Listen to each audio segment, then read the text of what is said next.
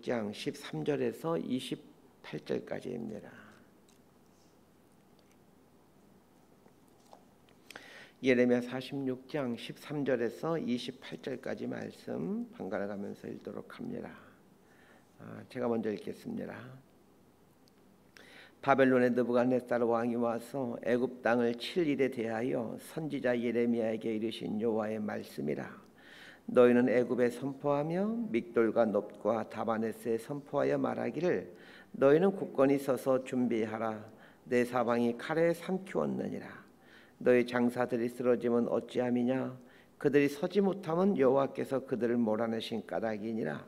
그가 많은 사람을 넘어지게 하심에 사람이 사람 위에 엎드러지며 이르되 일어나라. 우리가 포악한 칼을 피하여 우리 민족에게로 우리 고향으로 돌아가자 하도다. 그들이 그곳에서 부르짖기를 애굽의 바로왕이 망하였도다. 그가 기회를 놓쳤도다. 만군의 여호와라. 일컬은 왕이 이르시되 나의 삶으로 맹세하노니 그가 과연 산들 중에 다불같이 해변의 갈멜같이 오리라.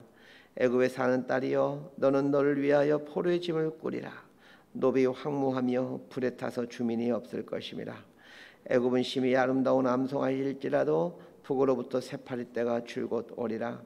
또 그중에 고용꾼은 살찐 송아지 같았어. 돌이켜 함께 도망하고 서지 못하였나니 재난의 날이 이르렀고 벌받는 때가 왔음이라. 애굽의 소리가 뱀의 소리 같으리니 이는 그들의 군대가 벌목하는 자같이 도끼를 가지고 올 것임이라. 여호와의 말씀이니라. 그들이 황충보다 많아서 셀 수 없으므로 조사할 수 없는 그의 수풀을 찍을 것이라.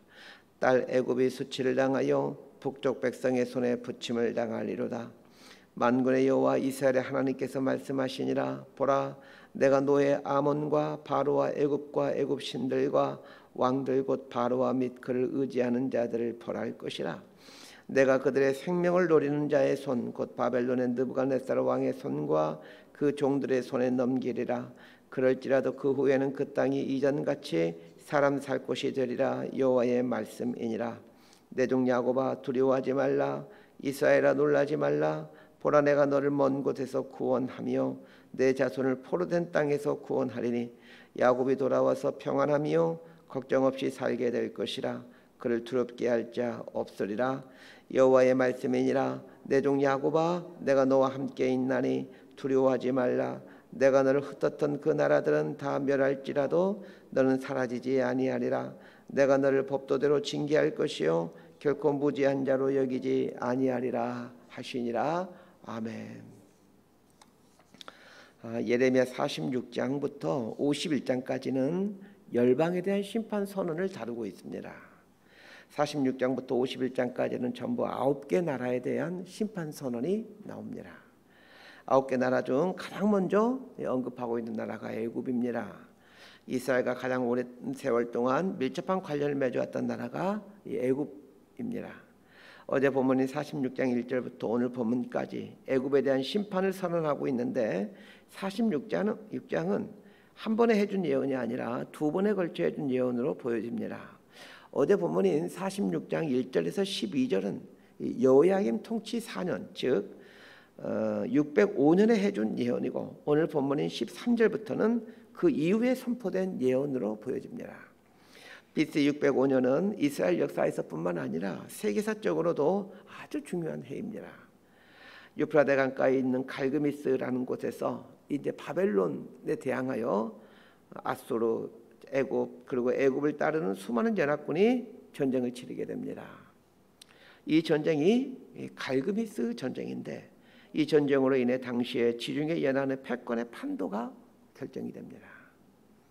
당시의 상황은 최강대국이던 아수르가 쇠퇴하는 시기였고 반면에 바벨론이 급성장하고 있는 상황이었습니다. 이런 상황에서 애굽은 아수르와의 힘을 합쳐 바벨론을 무찌르게 된다면 근동지역의 패권을 차지하게 된다는 생각을 합니다. 그래서 애굽은 자신과 동맹을 맺고 있는 아프리카 지역의 나라들을 데리고 갈그미스로 가서 아수르와의 힘을 합쳐 바벨론과 전쟁을 치릅니다. 전쟁 초기에는 애굽과 아수르 연합군이 이기는 것처럼 보였습니다.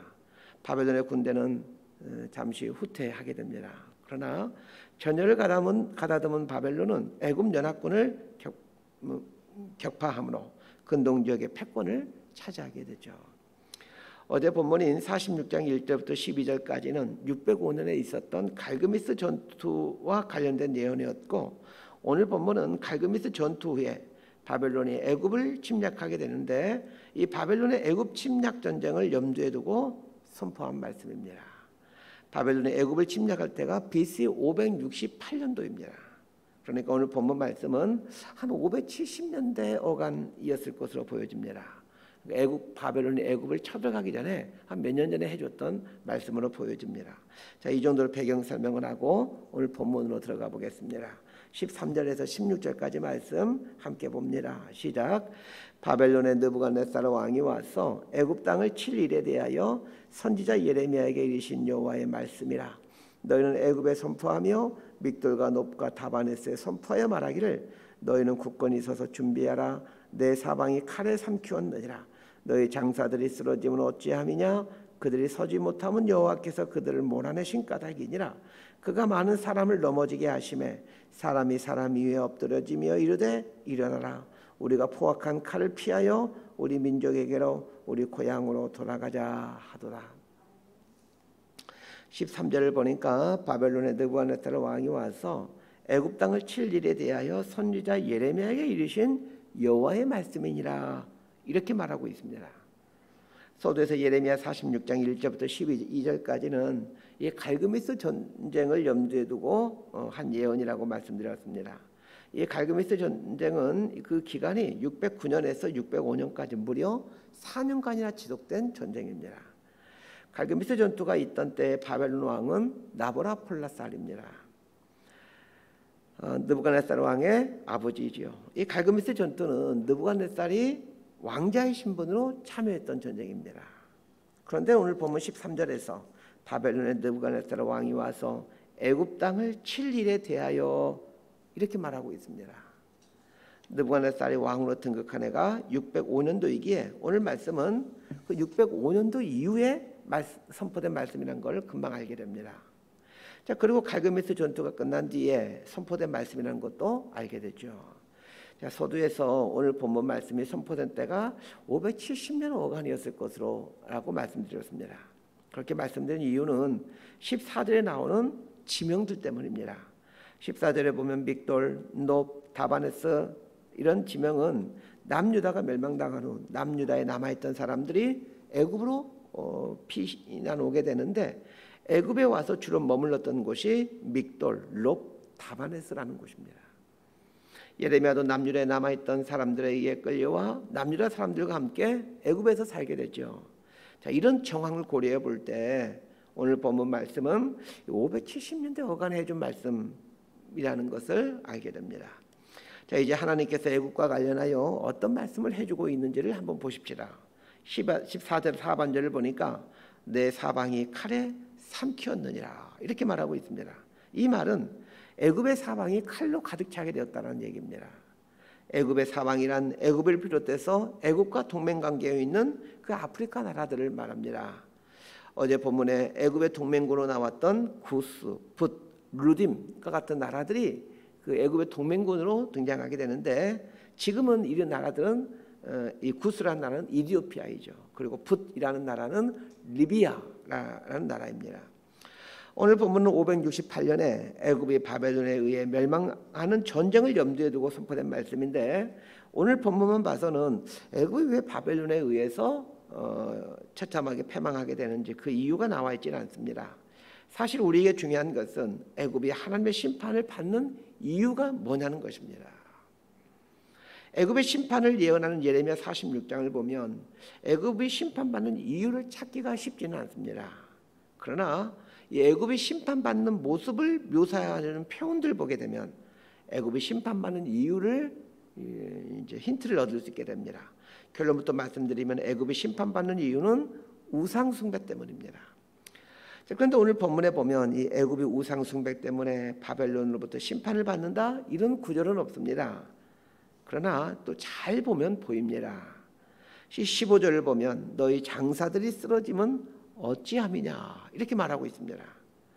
여기서 말하는 이 너희 장사들이란 애굽의 장정들을 말하죠.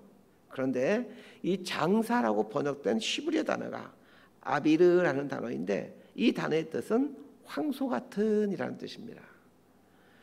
그래서 15절을 원문 그대로 번역하면 너희 황소 같은 것들이 쓰러지면 어찌함이냐 이렇게 할 수 있습니다. 자, 오늘 본문은 애굽의 심판받는 내용인데 애굽의 심판을 말하면서 유독 소라는 단어가 반복해서 등장합니다. 아까 말씀드린 대로 15절의 장사라는 단어가 아비르라는 단어인데 이 단어의 뜻이 황소 같은 이라고 말씀드렸습니다. 20절을 보게 되면 애굽은 심히 아름다운 암송아지일지라도 이렇게 말하고 있고 21절에 보면 수송아지 같아서 라는 표현이 나옵니다. 이스라엘의 신이 여호와 하나님이라면 애굽이 섬겨왔던 신은 크게 두 가지입니다. 하나는 라라는 이 태양신이고 또 하나는 아피스라 불리는 소입니다. 출애굽한 이스라엘 백성들이 시내산에 도착했을 때 모세가 시내산에 올라가 하나님으로부터 계명을 받고 있을 때 그 이스라엘 백성들이 시내산 자락에서 뭐하고 있었습니까? 금송아지 형상을 만들어서 섬기고 있었죠. 왜 이스라엘 백성들이 금송아지 형상을 만들어서 섬기고 있었겠습니까? 오랜 세월 동안 애굽에 살면서 애굽 사람들이 섬기는 소우상을 보았기 때문입니다. 그래서 오늘 본문을 보면 애굽이 하나님의 심판을 받게 된 이유를 말해주는 힌트를 제공하는데 그것이 소우상입니다. 애굽 사람들은 소가 풍요를 가져다주는 신이라고 믿고 있었습니다. 그래서 지금도 이집트에 가보게 되면 이 카이로 같은 대도시에서도 자주 목격하게 되는 것이 소떼입니다. 자동차가 질비하게 다니는 도로에서도 수많은 소들이 자동차와 함께 어슬렁어슬렁 다니고 있습니다. 이 아피스라는 소우상을 섬기는 배경에는 풍요롭게 살고자 하는 탐욕이 있습니다. 그런 면에서 애굽이 심판받는 이유는 탐욕, 욕심 때문이라고 해도 틀리지 않습니다. 욕심은 죄를 낳고 죄의 결과는 사망입니다.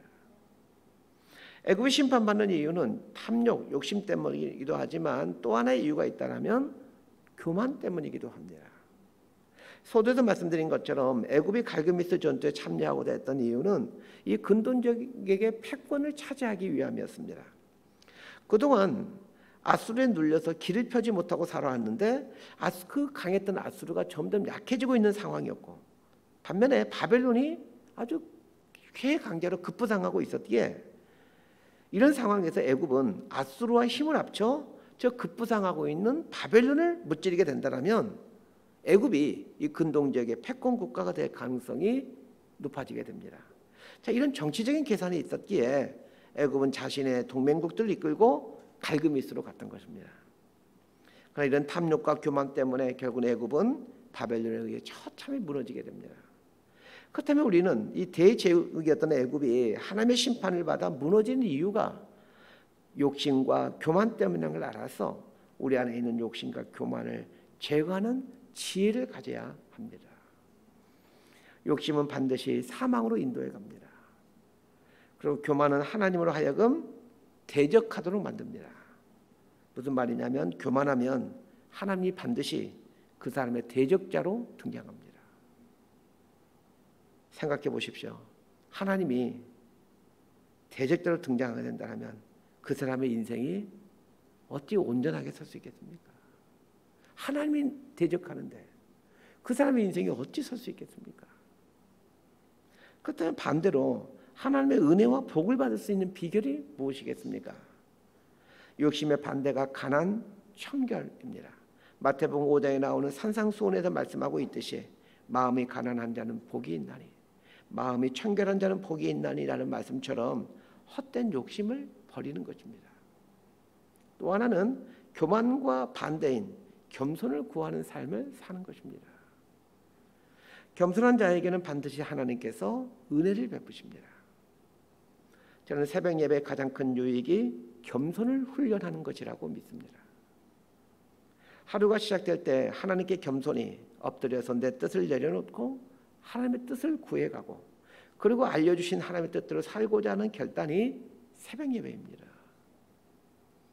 새벽 예배를 지속적으로 하면서 하나님의 복을 받았다고 간증하는 분들이 많이 있는데 잠을 안 자고 새벽에 나왔기 때문에 하나님이 참 대단하구나, 정성이 가득하구나 이렇게 감동하셔서 복을 주시는 게 아닙니다. 새벽 예배를 통해 겸손을 훈련하였기에 성경 말씀처럼 겸손한 자에게는 하나님께서 은혜를 주시기 때문에 그렇습니다. 그렇다면 아무리 새벽 예배를 드린다 하더라도 이 새벽 예배 때 겸손을 훈련해 가지 않는다면 아무런 의미가 없다는 것을 알게 됩니다. 마치 그것은 학교에 가는데 하나도 공부를 하지 않고 그냥 학교만 가는 겁니다. 그리고는 좋은 대학에 갈 줄을 생각하는 것과 똑같은 일입니다. 차라리 학교에 오지 않고 집에서 열심히 공부를 한다면 좋은 대학 갈 수 있습니다. 마찬가지입니다. 새벽 예배도 마찬가지입니다. 새벽 예배 나와서 이 겸손을 훈련하셔야 됩니다. 하나님 앞에 자신을 겸손히 엎드려 놓고 하나님의 뜻을 구하고 내 뜻을 포기하는 법들을 여기서 훈련하기 위해서 우리가 이 새벽에 눈을 비비고 나와서 하나님 앞에 서는 것 아니겠습니까? 하루를 시작하면서 하나님께 삶을 맡기고 하나님 뜻대로 살겠다라는 결단을 하기에 그래서 겸손해지게 되고 결국 이런 겸손한 인생에게 하나님께서 은혜를 주시기에 그래서 형통한 인생이 되는 것입니다. 하나님께서 바벨론을 통해 애굽을 심판하시겠다라고 하십니다. 그러나 완전히 멸망시키시는 않겠다라고 합니다. 자, 25절에서 26절까지 말씀 함께 읽도록 합니다. 시작. 만군의 여호와 이스라엘의 하나님께서 말씀하시니라. 보라, 내가 노예 아몬과 바로와 애굽과 애굽 신들과 왕들 곧 바로와 및 그를 의지하는 자들을 벌할 것이라. 내가 그들의 생명을 노리는 자의 손 곧 바벨론의 느부갓네살 왕의 손과 그 종들의 손에 넘기리라. 그럴지라도 그 후에는 그 땅이 이전같이 사람 살 곳이 되리라. 여호와의 말씀이니라. 자, 25절과 26절의 말씀이 애굽이 바벨론에 의해서 심판을 받게 되지만 그러나 완전히 멸망하지는 않는다라는 말씀입니다. 25절에 나오는 노의 아몬이라는 말이 나오는데 이 노라는 말은 애굽의 수도 역할을 했던 이 떼베라는 도시를 말합니다. 그리고 아몬이라는 말은 이 떼베 사람들이 섬기던 우상의 이름입니다. 그러니까 25절에서도 애굽이 심판받는 이유를 우상 숭배라고 설명하고 있는 셈이죠. 애굽이 바벨론에 의해 심판을 받게 되지만 완전히 멸망하지는 않는다라고 하나님 말씀하십니다. 26절 하반절에 나오는 그럴지라도 그 후에는 그 땅이 이전같이 사람 살 곳이 되리라 이렇게 말씀하고 있습니다. 가진 우상 숭배를 해온 애굽에게도 하나님은 은혜를 베푸셔서 하나님께 돌아올 수 있는 기회를 주신다라는 말입니다. 자, 27절부터 28절까지 말씀 함께 봅시다. 시작. 내 종 야곱아 두려워하지 말라. 이스라엘아 놀라지 말라. 보라, 내가 너를 먼 곳에서 구원하며 내 자손을 포로된 땅에서 구원하리니 야곱이 돌아와서 평안하며 걱정 없이 살게 될 것이라. 그를 두렵게 할 자 없으리라. 여호와의 말씀이니라. 내 종 야곱아 내가 너와 함께 있나니 두려워하지 말라. 내가 너를 흩었던 그 나라들은 다 멸할지라도 너는 사라지지 아니하리라. 내가 너를 법도대로 징계할 것이요 결코 무죄한 자로 여기지 아니하리라 하시니라. 자, 이 부분은 이스라엘의 회복에 대한 예언입니다. 애굽에 대한 심판을 말씀하시다가 왜 갑자기 이스라엘의 회복에 대한 말씀을 하시는 것일까 생각해 봐야 됩니다. 오늘 말씀인 예레미야 46장 13절부터는 그 남유다의 남은 자들이 애굽에 와서 살 때 주어진 말씀이라고 위에서 말씀드렸죠. 하나님은 예레미야를 통해서 남유다의 남은 자들에게 애굽으로 가지 말라고 몇 번에 걸쳐서 말씀하셨습니다. 그럼에도 불구하고 남유다의 남은 자들은 바벨론의 공격이 무서워 애굽으로 망명하게 되죠. 그러나 정작 애굽으로 가게 되므로 바벨론이 애굽을 칠 때 이 사람들도 함께 죽임을 당하게 됩니다. 반면에 이스라엘 사람들 중 어떤 사람들이 회복된다라고 오늘 본문에서 말하고 있습니까? 27절 하반절에 보면 내가 너를 먼 곳에서 구원하며 내 자손을 포로된 땅에서 구원하리니 이렇게 말하고 있습니다. 자, 먼 곳 포로된 땅이란 바벨론을 말합니다. 즉 바벨론을 포로로 잡혀간 사람들을 구원해내므로 이들을 통해 이스라엘을 회복시키시겠다는 겁니다. 예레미야가 누누이 예언해 오지 않았습니까? 바벨론에게 항복하는 것이 하나님의 뜻이고 바벨론을 포로로 잡혀간 후에 하나님께서 그들을 다시 돌아오도록 해주겠다라고 말입니다. 결국 하나님 말씀을 믿고 하나님 말씀에 순종한 사람들이 하나님의 구원을 경험하게 되고 그들을 통해 하나님은 일하시더라는 것입니다. 여기서 중요한 교훈을 얻게 됩니다. 하나님의 말씀에 순종하는 자를 통해 하나님은 일하시고 그들을 사용하셔서 당신의 계획을 이루어 가신다는 것을 말입니다. 자, 그렇다면 우리가 결단해야 될 것이 무엇이겠습니까? 하나님의 말씀에 순종해 가는 것입니다. 하나님의 말씀에 순종해 가면 하나님의 계획을 이루어가는 도구로 사용되는 은총을 누려가게 됩니다. 말씀 정리합니다. 대제국인 애굽이 하나님의 심판을 받는 이유는 두 가지였습니다. 우상 숭배와 교만 때문입니다. 애굽 사람들이 섬기는 우상은 소우상인데 소는 풍요를 기원해주는 우상입니다. 풍요는 하나님이 주시는 복이지만 그러나 우상이 될 수는 없습니다.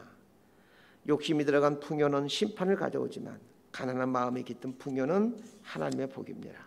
풍요를 구하더라도 혹은 풍요롭게 되더라도 마음을 가난하게 하십시오. 오늘 말씀을 통하여 주는 또 하나의 교훈은 하나님 말씀에 순종하는 인생을 통하여 하나님의 계획을 이루어 간다는 것입니다. 바벨론 포로로 잡혀간 사람들 통하여 하나님은 새로운 이스라엘을 만들어 가시고 또 성전을 세워 가십니다. 그렇다면 우리 역시 하나님의 말씀에 순종해 가는 삶을 사십시다. 그렇게 함으로 하나님의 계획을 이루어가는 도구로 살아가는 복을 누리십시다. 이런 복을 누리며 사는 저희 여러분의 삶이 되기를 진심으로 소망하고 축복합니다. 기도하겠습니다. 하나님 아버지, 욕심은 우상숭배의 삶을 만들고 우상숭배의 결국은 이 사망의 심판이라는 것을 알게 됩니다. 우리 안에 헛된 욕심, 탐심은 없는지 돌아보게 하옵소서. 가난한 마음으로 살게 하옵소서. 가난한 자는 복이 있나니 천국이 저희 것이미요라는 주님 말씀을 붙들고 살게 하옵소서. 하나님의 말씀에 순종하는 자가 하나님의 계획을 이루어가는 도구가 된다는 것, 오늘 말씀을 통해 배워갑니다. 말씀에 순종함으로 하나님 계획을 이루어가는 멋진 인생으로 살아가게 하여 주옵소서. 예수님 이름으로 기도드리옵나이다. 아멘.